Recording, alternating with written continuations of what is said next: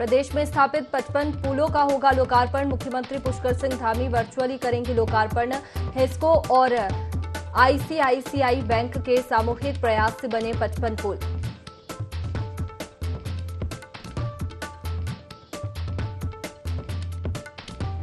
CM Dhami ने की ऊर्जा और परिवहन विभाग की समीक्षा। बिजली चोरी पर विजिलेंस टीम को दिए सख्ती से कार्रवाई करने के निर्देश।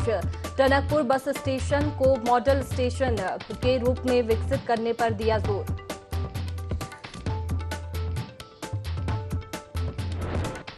लक्सर में रिश्तेदारी की आड़ में युवती के साथ छेड़छाड़। यूपी से अपनी बहन की देखभाल करने आई थी पीड़िता। खानपुर पुलिस ने की लिया एक्शन।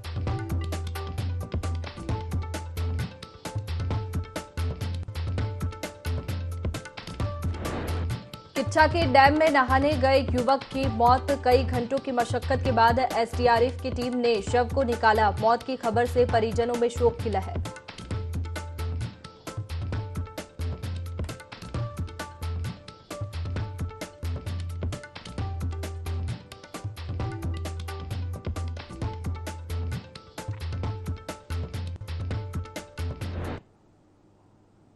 नमस्कार, आप देख रहे हैं देवभूमि लाइव। मैं हूं आपके साथ में वैष्णवी। खबर की शुरुआत करेंगे देहरादून से, जहां प्रदेश में 55 पुलों का आज लोकार्पण होगा। मुख्यमंत्री पुष्कर सिंह धामी वर्चुअल माध्यम से लोकार्पण करेंगे। हेस्को और आईसीआईसीआई बैंक के सामूहिक प्रयास से स्थापित किए गए हैं ये 55 पुल, जिसका आज लोकार्पण होने वाला है। प्रदेश में बने 55 पुल का सीएम धामी लोकार्पण करेंगे और 55 पुलों का आज लोकार्पण होने जा रहा है। प्रदेश में स्थापित 55 पुलों का लोकार्पण होगा। मुख्यमंत्री पुष्कर सिंह धामी वर्चुअल माध्यम से लोकार्पण करेंगे। हेस्को और आईसीआईसीआई बैंक के सामूहिक प्रयास से स्थापित किए गए 55 पुल का लोकार्पण आज होगा। सीएम पुष्कर सिंह धामी लोकार्पण करने वाले हैं। बता दें कि काफी समय से ये पुल बन रहे थे और जिसका लोकार्पण सीएम पुष्कर सिंह धामी आज करने वाले हैं और लोगों को भी काफी राहत इन पुलों से मिलेगी। मुख्यमंत्री पुष्कर सिंह धामी वर्चुअल माध्यम से लोकार्पण करेंगे। हेस्को और आईसीआईसी बैंक के सामूहिक प्रयास से 55 पुल स्थापित किए गए हैं। प्रदेश में बने 55 पुल का सीएम पुष्कर सिंह धामी लोकार्पण करने वाले हैं। बता दें कि प्रदेश में स्थापित 55 पुलों का आज लोकार्पण होगा। सीएम पुष्कर सिंह धामी आज 55 पुलों का लोकार्पण करेंगे।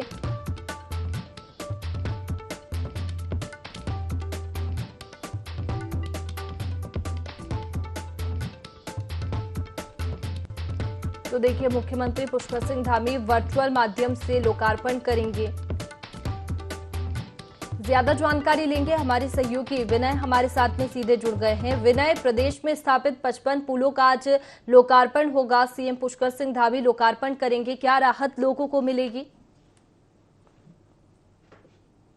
तो बता दें कि जिस तरह से यहाँ पर 55 पुलों का जो है आज यहाँ पर लोकार्पण खुद मुख्यमंत्री जो है वो यहाँ पर करने वाले हैं। साथ ही साथ यहाँ पर देखा जाए तो जिस तरीके से यहाँ पर ट्रैफिक के हिसाब से जो है यहाँ पर लोगों को काफी दिक्कतों का सामना यहाँ पर करना पड़ता था, उसमें भी जो है काफी निजात जो है यहाँ पर मिलने वाली है। और पूरे प्रदेश में जो है इन पुल जितने भी पुल बनाए गए हैं उन सभी का जो है लोकार्पण आज यहाँ पर सीएम धामी करेंगे, जिसके चलते जो जनता है, जनता को तो इसका यहाँ पर सहयोग मिलेगा ही मिलेगा। साथ ही साथ जो आम जनमानस है, जो लोग बाहर से जो पर्यटक आते हैं, उनको भी यहाँ पर काफी दिक्कतों का सामना जो है ट्रैफिक के दौरान करना पड़ता है, जिससे जो है इस बार जो है निजात मिलने वाली है। बिल्कुल, एक बड़ी राहत और सौगात आज लोगों को मिलने वाली है। कितने समय से ये पुल निर्माण का कार्य चल रहा था और आज लोकार्पण होगा?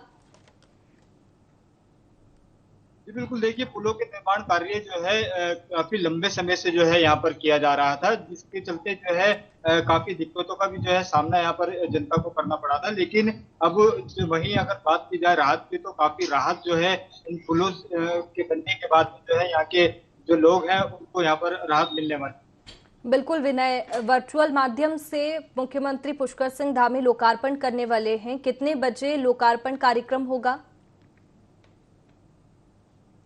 वर्चुअल माध्यम से जो है यहाँ पर लोकार्पण का कार्यक्रम जो है सीएम आवास में रखा गया है और लगभग की शुरुआत जो है अभी फिलहाल होनी शुरू हो गई है। और साथ ही साथ आपको बता दें कि आज जो 55 पुल है, 55 पुलों के इस लोकार्पण के बाद में जो है यातायात की जो व्यवस्थाएं हैं वो सुचारू हो जाएंगी। और साथ ही साथ इसी के साथ जो है यहाँ पर एक बड़ी सौगात जो है वो उत्तराखंड की जनता को यहाँ पर मिलने वाली है। बिल्कुल, आज एक बड़ी सौगात उत्तराखंड को यहाँ पर मिलने वाली है। बहुत शुक्रिया विनय आपका जानकारी के लिए।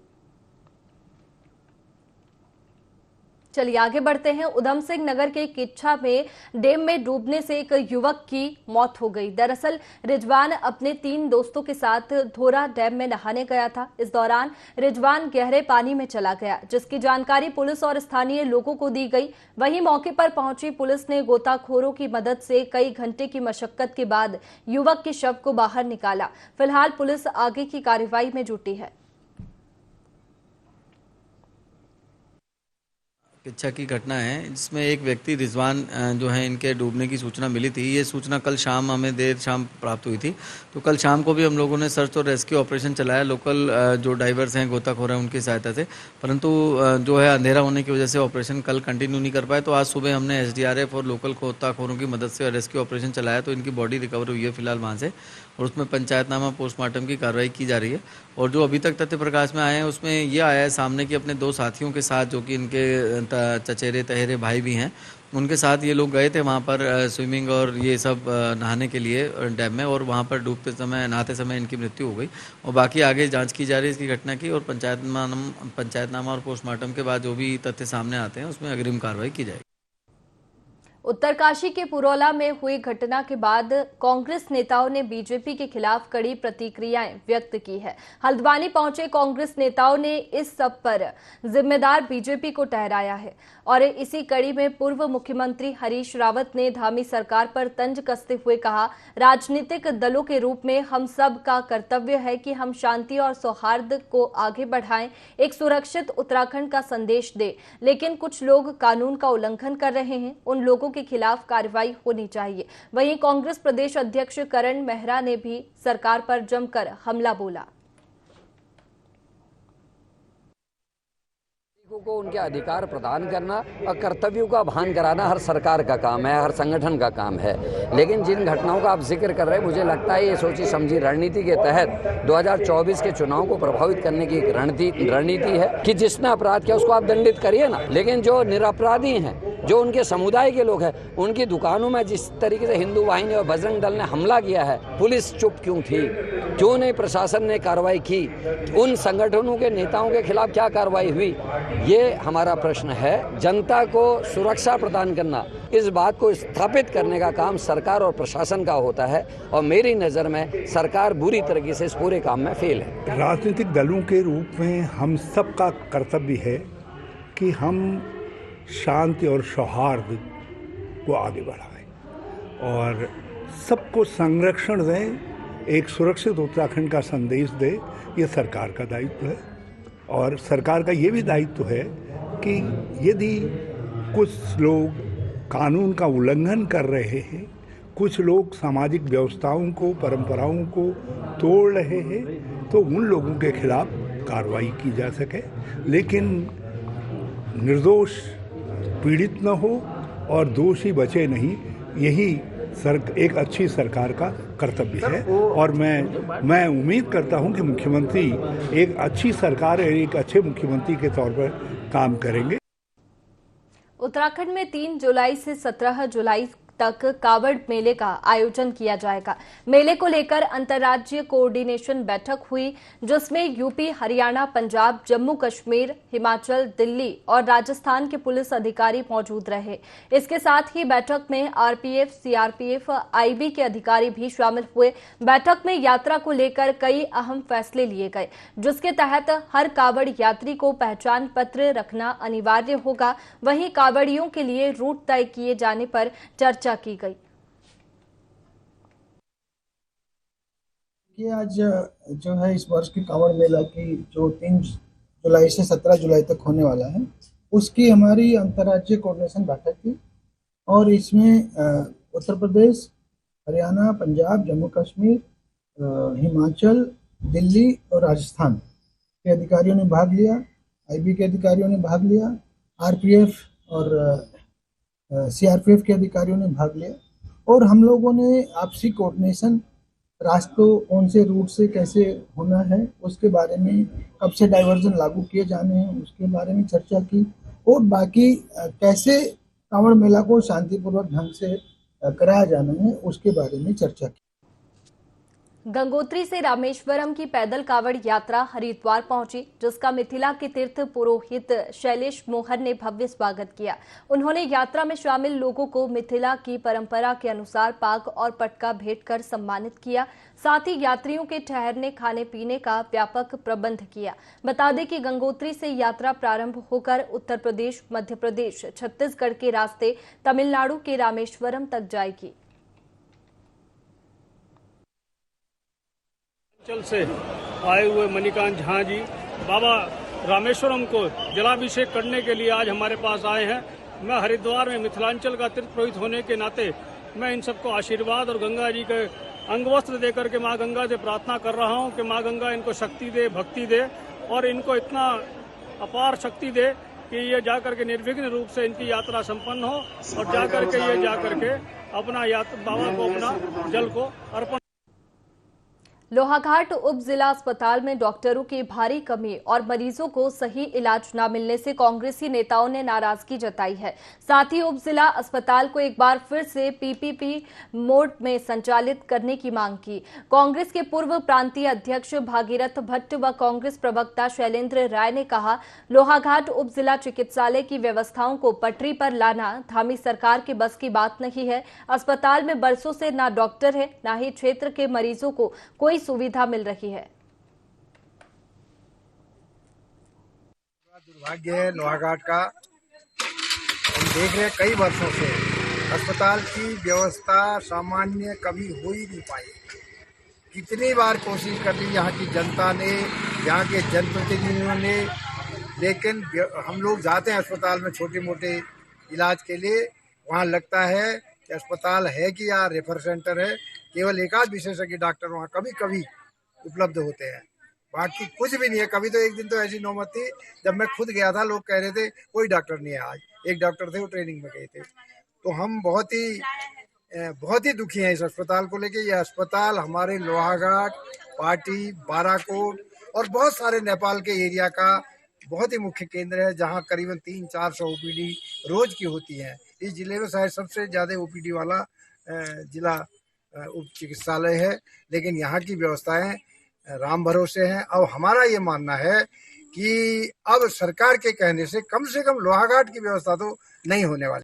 हल्द्वानी में घरेलू सिलेंडर का व्यावसायिक उपयोग करने वालों पर सिटी मजिस्ट्रेट ऋचा सिंह ने छापेमारी करने की बात कही है। दरअसल हाल ही में सिटी मजिस्ट्रेट ने अवैध शराब बेचे जाने के खिलाफ कार्रवाई करते हुए तमाम होटलों और ढाबों में छापेमारी की थी, जहां उन्होंने देखा कि होटल और ढाबों में घरेलू सिलेंडर का उपयोग किया जा रहा है, जिसके बाद कार्रवाई करते हुए अब तक उन्होंने 34 सिलेंडर जब्त किए हैं। वहीं उन्होंने जनता से भी अपील की है कि अवैध तरीके से शराब बेचे जाने और व्यावसायिक प्रतिष्ठानों पर घरेलू सिलेंडरों का उपयोग करने वालों की सूचना उन्हें दे।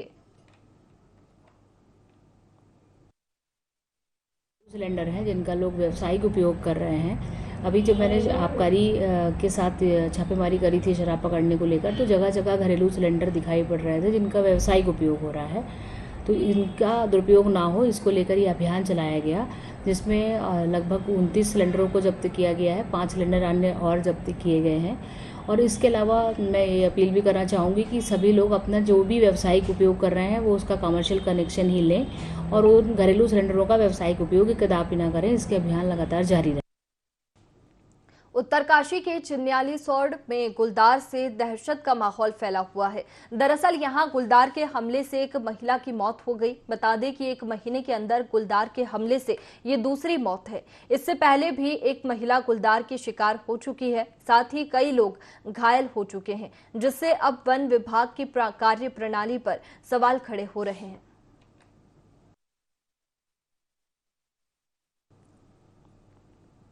आगे बढ़ते हैं। उत्तरकाशी के पुरोला की घटना के बाद दून में महापंचायत करने पर अड़े मुस्लिम समुदाय ने महापंचायत को स्थगित कर दिया है। दरअसल मुस्लिम समुदाय ने मुख्यमंत्री से मुलाकात की थी। आयोजकों ने कहा कि मुख्यमंत्री ने उन्हें पुरोला जैसी घटना दोबारा न होने और सांप्रदायिक सौहार्द खराब करने वालों से सख्ती से निपटने का आश्वासन दिया है। दरअसल पुरोला की घटना के बाद मुस्लिम समुदाय ने दून में 18 जून को महापंचायत का ऐलान किया था। वहीं मुस्लिम समुदाय के ऐलान के बाद प्रदेश में तनाव का माहौल बन गया था। उत्तरकाशी के मुसलमानों के प्लान के सिलसिले में 18 तारीख को महापंचायत का जो आयोजन किया जाना था, बुलावा था और पूरे प्रदेश भर में उसकी तैयारियां भी थी। हमारी खासतौर पर उत्तराखंड पुलिस के सिलसिले में जो वार्तालाप चलती रही मैंने की। इसके अलावा हम लोगों को जो मालूम हुआ है वो हाई कोर्ट के द्वारा जो परमिशन न देने का एक मामला सामने आया है। हम हाई कोर्ट का सम्मान करते हैं। वो इस सिलसिले में आज हमने डीजीपी मुख्यमंत्री साहब से मुलाकात की और खास तौर पर जो है हाई कोर्ट का हम सम्मान करते हुए इसको मुलतवी करते हैं। साहब ने कहा है अगर सीएम साहब इन बातों पर जो है अपने मामला में इम्प्लीमेंट कराते हैं तो ठीक है, तब तक के लिए हमने इसको मुलतवी कर दिया। महापंचायत का कॉल किया गया था देहरादून में। उन सभी पक्षों से हम पिछले 2-3 दिन से लगातार हम लोग बात कर रहे थे और मीटिंग के बाद ये इन सामूहिक रूप से इन्होंने ये डिसाइड कर लिया है कि जो 18 तारीख का ये जो महापंचायत का कॉल था वो उन्होंने कैंसिल कर दिया है। जो भी इनकी बातें उन्होंने कही उस पर बहुत गंभीरतापूर्वक उन्होंने उसको कार्रवाई करने के लिए आश्वासन दिया है।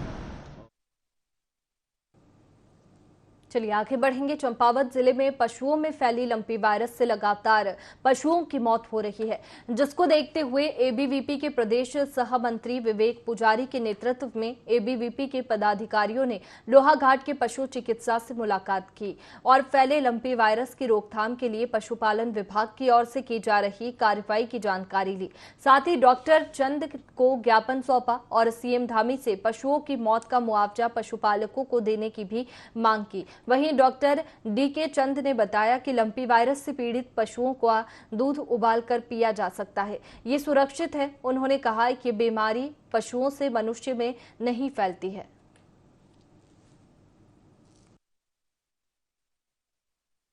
आज अखिल भारतीय विद्यार्थी परिषद द्वारा एक सामाजिक अनुभूति का जो कार्यक्रम चल रहा है, चलो गांव की तरफ, तो हमने दूरस्थ गांव में गए तो हमने वहाँ देखा कि गायों को बीमारी हो रखी है। तो हमने पूछा एक लंपी वायरस चल रहा है, तो उसके लिए हमने यहाँ पशु चिकित्सालय लोहाघाट के माध्यम से ज्ञापन दिया है मुख्यमंत्री जी को, जिसमें कि जो गाय मर रही हैं और तो उनका उपचार और जो दाने हो रहे हैं गाय में उसके लिए क्या उपचार हो सकते हैं, जो दवाइयाँ किस रूप में बढ़ रही हैं उसके उपचार के लिए सबसे एक मांग रखी है। इसमें आश्वासन दिया कि जल्द से जल्द इसमें एक टीम बनेगी और जो काम करेगी और इसमें आर्थिक सहयोग दिया जाएगा। अखिल भारतीय विद्यार्थी परिषद अपने रूटीन कार्यक्रम में गांव के भ्रमण पे गए थे, तो उनकी जानकारी में गांव वालों के संपर्क में आने के बाद उनकी जानकारी में आया कि यहाँ लंपी वायरस के कारण कई जगह नुकसान भी हुआ है और कई बीमार पड़े।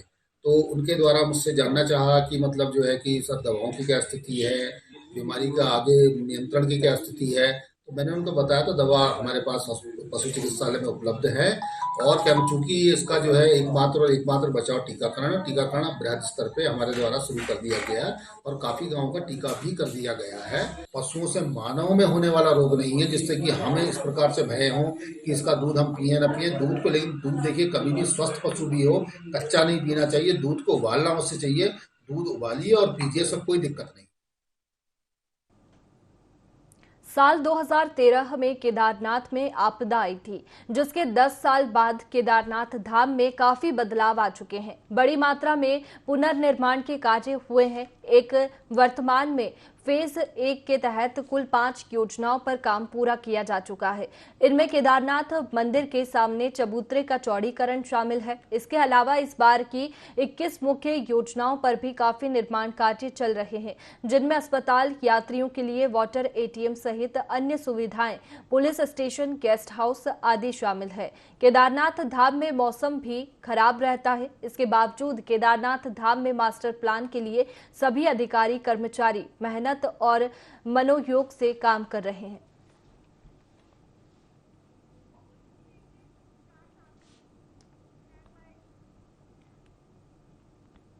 आगे बढ़ेंगे। उत्तरकाशी जनपद के पुरोला में चल रहे विवाद के बाद भी यात्रियों की आस्था पर कोई असर देखने को नहीं मिला। गंगोत्री और यमुनोत्री धाम में यात्रियों की संख्या में लगातार बढ़ोतरी देखने को मिल रही है। बता दें कि यमुनोत्री धाम में अब तक 4,41,000 श्रद्धालु दर्शन कर चुके हैं। वहीं गंगोत्री धाम में 5,10,000 श्रद्धालु दर्शन कर चुके हैं। वहीं दर्शन करने आए श्रद्धालु जिला प्रशासन और उत्तराखंड पुलिस की व्यवस्थाओं को देखकर प्रसन्न भी नजर आ रहे हैं।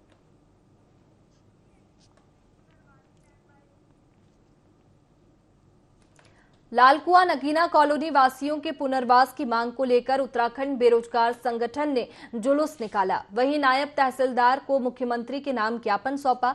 इस दौरान प्रदर्शनकारियों ने कहा कि लोगों को रेलवे द्वारा विस्तारीकरण के नाम पर उजाड़ा गया है, उनके लिए पुनर्वास की व्यवस्था की जाए। वहीं प्रदेश अध्यक्ष प्रकाश उत्तराखंडी ने उत्तराखंड सरकार से आग्रह करते हुए कहा कि लेकिन रेलवे ने विस्तारीकरण के नाम पर सभी को घर से बेघर कर दिया है। ऐसे में गरीब तबके के लोग खुले आसमान के नीचे रहने को मजबूर है। मुख्य उद्देश्य है वो लालकुआं में रेलवे के द्वारा अभी हाल ही में 26 अगले महीने मई में हमने देखा था कि जो है हजारों गरीब परिवारों को विस्तारीकरण के नाम पर जो है उजाड़ दिया गया और उनके मकान तोड़ दिए गए रेलवे के द्वारा, उनकी झोपड़ियां जो है ध्वस्त करवा दी गई। तो उसी को लेकर के कि हमने जो है ये मांग कर रखी है कि भैया सरकार के द्वारा हमारी प्रदेश सरकार का एक दायित्व है कि इन लोगों के पास राशन कार्ड से लेकर आधार कार्ड से लेकर के सारे वो प्रमाण है जिससे यह साबित होता है कि ये सब सारे लोग उत्तराखंड राज्य के निवासी हैं। तो इसलिए हमारा राज्य सरकार से निवेदन है कि वो इनको जो है अपने राज्य की जनता मांगते हुए इनका जो पुनर्वास किया जाए। मुख्यमंत्री पुष्कर सिंह धामी ने एक कार्यक्रम के दौरान पुरोला की घटना को लेकर कहा कि किसी भी समुदाय का व्यक्ति हो, अगर वो दोषी पाया जाता है तो उसके खिलाफ सख्त से सख्त कार्रवाई की जाएगी। मुख्यमंत्री ने कड़े शब्दों में कहा कि कानून अपना काम कर रहा है। बता दें कि पुरोला में हिंदूवादी संगठनों की होने वाली महापंचायत प्रशासन की सख्ती के कारण स्थगित की गई, जिससे हिंदूवादी संगठनों ने एक बार फिर 25 जून को बड़कोट में महापंचायत होने की घोषणा की। वहीं उत्तरकाशी जिले के पुरोला, बड़कोट में और नौगांव सहित कई इलाकों में धारा 144 लगाई गई है और पूरे इलाके पर पुलिस की पैनी नजर है। 9 वर्षों में जो आदरणीय प्रधानमंत्री मोदी जी के नेतृत्व में अभूतपूर्व रूप से जो विकास के काम हुए हैं वो हर क्षेत्र में हुए हैं और जो लाभार्थियों की इतनी बड़ी संख्या हमारे पार्टी के द्वारा जो लाभार्थी सम्मेलन किए जा रहे हैं उसमें आने का अर्थ सीधे सीधे यह है कि प्रत्यक्षम किम प्रमाणम, यानी कि हर वर्ग लाभान्वित हुआ है। देश का गरीब समाज के अंतिम छोर में रहने वाला व्यक्ति किसी न किसी योजना से लाभान्वित हुआ है। वैसे तो देश का हर व्यक्ति माननीय प्रधानमंत्री मोदी जी के कालखंड में सीधे सीधे लाभार्थी है। वो कोई टेलीफोन सेवाओं के क्षेत्र में, कोई सड़क के क्षेत्र में, कोई हवाई सेवाओं के क्षेत्र में या कोरोना महामारी के दौरान वैक्सीन के क्षेत्र में हो, कोई भी ऐसा नहीं है कि जो लाभार्थी न हो। लेकिन जो लाभार्थी सम्मेलन है वो इस बात का प्रमाण है कि तेजी से देश के अंदर लोगों को सहायता पहुंचाने का काम, उनकी मदद का काम और जो उनको आवश्यकताएं थी उन सभी को देने का काम इन 9 वर्षों में अभूतपूर्व रूप से हुआ है। फिलहाल देवभूमि लाइव में इतना ही। आप बने रहिए IND 24 पर। नमस्कार।